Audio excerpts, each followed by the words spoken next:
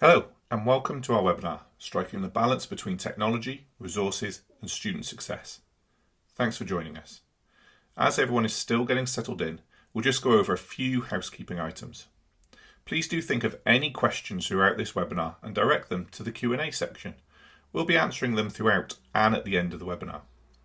Now this webinar is being recorded and we will share this recording with you shortly after the webinar is finished.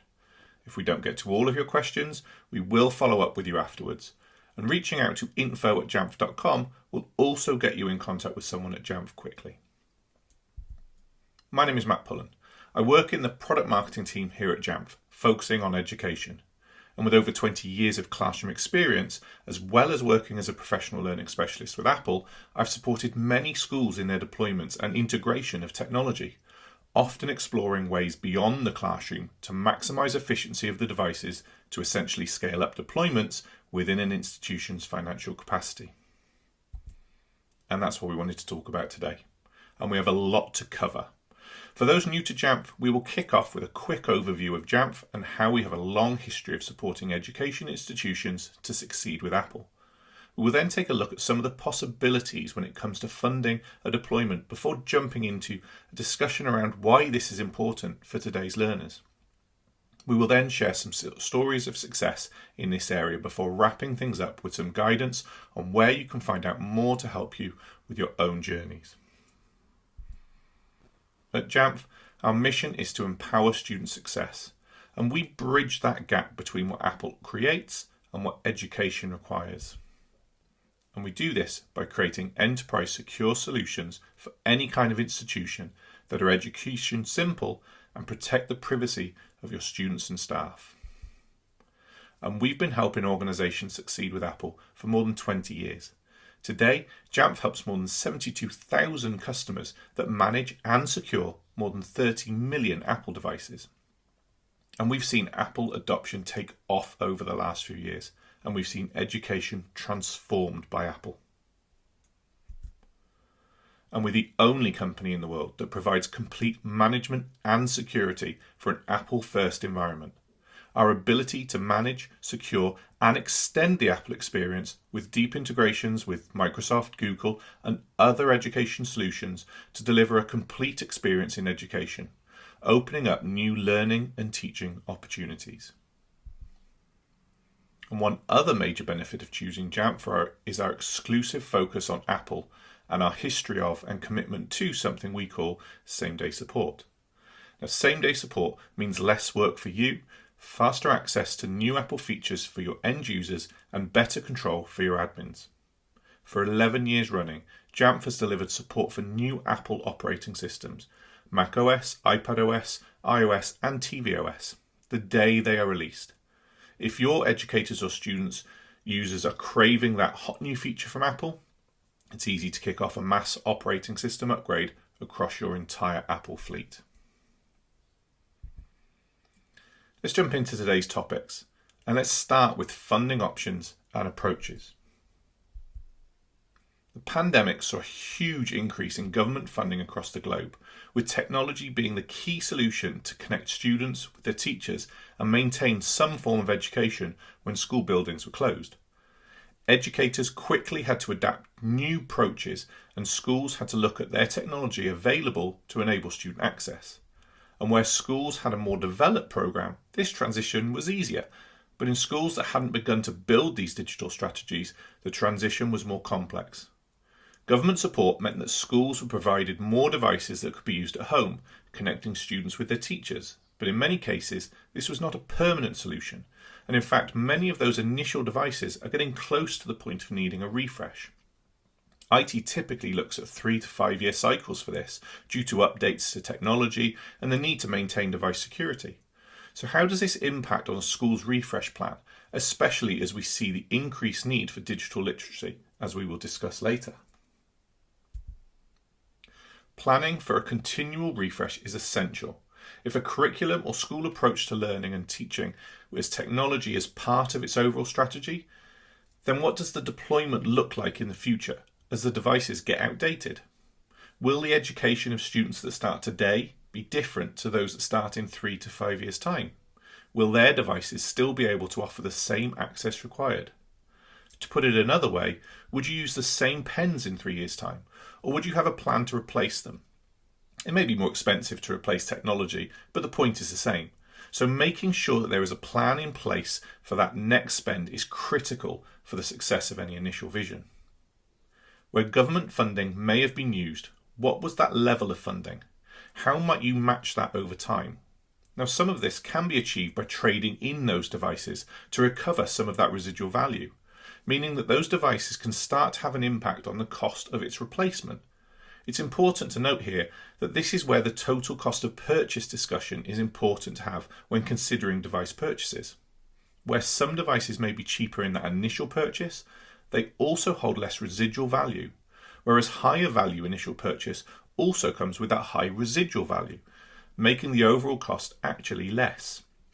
This is the case in iPad and Chromebooks, and a useful factor when considering which tools to purchase in the first place. It's also important to understand and explore the funding streams available to you in your region. Is there a digital fund? Can digital tools be purchased under different funding streams where those tools meet the outcomes of the funding? For example, access for less privileged, attainment improvement funding for specific subjects, where you can justify the tool is used to impact on the outcome. Funding can help you pay for that device. Then there's parental funding as an option. Not applicable in all cases, but depending on the approach you take, device funding from parents may be an option. This usually works by parents paying a monthly fee that covers the cost of the device. It's then owned by the parents, but utilised as an educational tool. Once the payments are all met, ownership fully transfers to the parent, but in most cases it still remains managed by the school for educational purposes, or can be refreshed in the same way as previously discussed. There are many benefits and drawbacks to this approach that need considering. It's a great way to engage parents in the school and showcase what the technology is doing to support learning and extend that learning opportunity at home. And it can also support a social aspect by providing devices that may not be affordable to many at a reduced monthly payment option. And schools can often utilise funding pots to reduce payments for families that can't afford that full price. Some drawbacks, though, exist around maintaining that monthly fee, parents getting credit to join the scheme, and students moving schools midway through a scheme. All things to consider if looking at this as an option. And one other thing to look at in more detail to help school with budgets is the wider impact of having technology in the classroom. This can be as simple as looking at those operational efficiencies that can impact on spending in other areas, such as printing and photocopying. In many cases, use of technology can reduce this significantly, and with a really robust approach to a digital strategy can in fact start to pay for the devices themselves. Incorporating the use of inline feedback, marking, communication, digital storage of work, etc. all means less need to print, photocopy, or even have exercise books for all of that student work. That also means less of a need for pens and other equipment. Now, that might not be what every school wants to do, but looking at where you can save money will go a long way to keeping a digital strategy thriving. And then there is a consolidation of your vendors. At Jamf, we offer both management and security, providing cost savings as we bundle together those offerings to support your deployment. Offering these solutions together can both simplify and support the integration and cost saving of your deployment.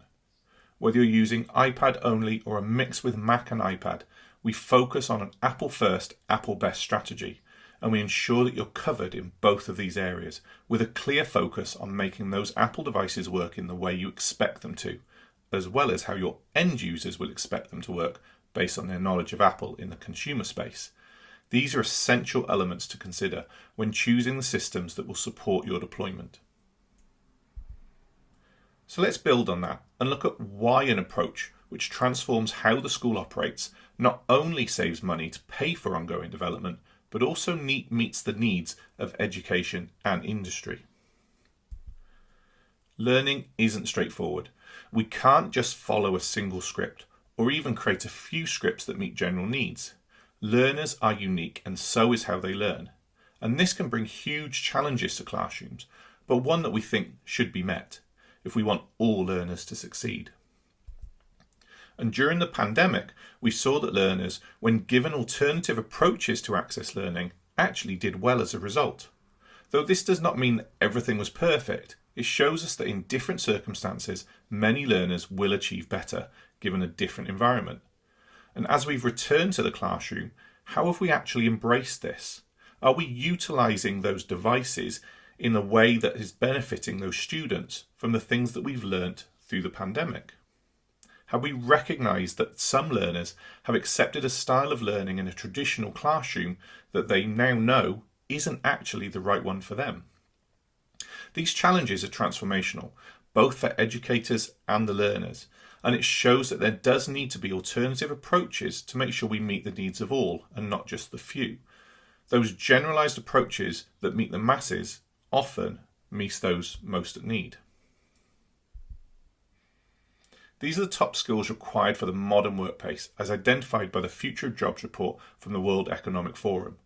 Whilst we can never know what the jobs of the future will actually look like, we can definitely try to develop learners that can have a diverse skill set that may be more in line with what is required, based on the emergence of technologies that are driving this.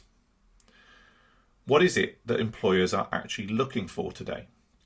That traditional notion of training for a particular job just won't meet the needs of today's, and even more importantly, tomorrow's learners. We can see that there is an increased importance in skills that require thinking skills, innovation, and initiative. Students need to understand that wealth of knowledge and content available, but also what to do with it all. Why is it important, and what is not important? And even though we can Google the answer to almost anything, what do we do with that content that can actually make a difference? And then we look at the skills that are in decline. We see that with the emergence of new technologies, the role of the person is even more important. No longer do we need people to carry out simple tasks or have a bank of knowledge. Like it or not, technology will do that even more efficiently and doesn't need to go to sleep. But the human element is essential in the ways that humans are different to computers. Humans won't be able to compete at algorithmic jobs, things that follow a script, but absolutely can in heuristic roles, those requiring creativity, thinking and empathy. And those need a different type of motivation to succeed, and a need to develop that human element and skill should be part of a learner's education. So how do we meet these challenges? We acknowledge the fact that it takes many elements to empower that student success. Our innovations and partnerships strive to serve this vibrant technology community and goes hand in hand with IT to serve educators, parents and carers, and others that make up this education ecosystem. When we all work together, we know that that solution can be found. And it's not just a single solution, but adaptable solutions that take into account the changing world we live in. Flexibility and adaptability are key. So when we look at this embracing of technology, what other areas of the world can it have an impact on, which can ultimately further that cost saving as you deploy these devices? Let's take the classroom as an example. Knowing what we know about the pandemic for nearly 2 years, students learnt in a very different way to what a traditional notion of school looks like. And in many places around the world, this was actually more like their normal anyway, with homeschooling already being a thing for many. Plus the idea of remote areas having limited access to actual buildings and students that act as carers at home, so they can't always get into the classroom. These extremes of learning approaches are now better known as an alternative. So how can we use this how can we adapt this more traditional approach to adapt to these new needs? Learning spaces no longer need to be restricted to a space where teachers need to control input and content from a single location. The pandemic showed many that technology unleashes the ability for students to manage their own learning through various methods, be that finding information from others, the internet, or unique learning situations, developing thinking independently, or through discussion, or through creating new responses to old questions. The things that makes this a reality is having spaces where learning can happen, where teachers can personalise access and support regardless of location in that new space. And how does this impact on your cost savings when it comes to the use of your buildings alone? How do you utilise that space in new ways which actually can support in the ways that you save money through space utilisation? The technology can empower those teachers to use space in new ways. So what does this look like in practice? Well, here are some examples of institutions that have utilised Jamf solutions and impacted on their overall spend, as well as just IT efficiency. The City of Beckham utilises both Jamf School and Jamf Safe Internet as part of their deployment. Having a single vendor not only supports in terms of seamless IT management and security of devices, but also takes advantage of time saving for IT admins as they get their work done, as the tools being used work together, and that's what they're built to do. IT admins spend less time moving between solutions to get their tasks done. And when you update something in your management area, it transfers that information across to the other area, meaning student devices are exactly where you need them to be for students to learn. And in the UK, the Shaw Education Trust has developed savings utilising Jamf in their deployment, but also benefited from those operational efficiencies as well. Here we see the impact of considering the approaches to the use of technology beyond access to content, printing and photocopying having a huge impact, as well as the devices being used at home, which not only saves electricity spent for the school, but linked to learning extends those opportunities for learners to learn wherever they need to when it works best for them. These operational efficiencies can be huge, but are all part of that wider vision for what your deployment can actually do within your institution. Now let's just finally explore some of the additional ways you can develop your plans around the role of technology further, creating that clear plan for their effective use, not just in the classroom, but beyond it. Funding options vary from country to country, and though government funding for technology from the pandemic may be coming to an end, or indeed ended in many places, there is still support available in this area that can help. For example, in the UK alone, there are opportunities to apply for funding through the Education Environment Fund, basing that project on research-based outcomes that technology can provide. Now, this approach is key to finding funding opportunities, but also helps the focus go way beyond the devices themselves to a real purposeful deployment. Apple authorized education specialists can also support in any refresh or new deployment by supporting the discussion, as we mentioned earlier, around device residual value. This can help make those longer term plans around budgetary spend, when the value of device is taken into account at the initial purchase point. And then as we looked at centralised funding, it's important to explore those efficiency savings as you look to stretch that budget you already have. Where might a change in approach and the use of technology help you find savings that ultimately help fund a technology deployment? From printing, photocopying, or the purchase of exercise books, there may be lots of money available if you just think differently about how you spend it. And finally, supporting the idea of why deployments in technology are very important for today's learners. The OECD provides reports that can support that purposeful use of technology and why it's really important for students to have this digital literacy in their education. So let's just recap on what we've looked at today. There are alternative funding options for education. We've benefited from governments seeing the need through a pandemic, but we have to build on that as we go forward. And there are options available, be that in your own efficiencies, bringing your parents into the mix, or just thinking about different ways to spend the money that you already have. And then we've also had a look at that effective use of those technology resources that we have, thinking about how we can stretch them further than that classroom utilisation, but think about those wider efficiencies which can effectively not only develop the student as a learner in new ways, but also save you time and money in the process. We've explored a few of those education success stories, and we encourage you to have a look on jamf.com at some additional success stories from around the world in different ways that schools, higher ed colleges have utilised technology to empower their students. And finally, some guidance that can help support your ongoing refresh or deployment.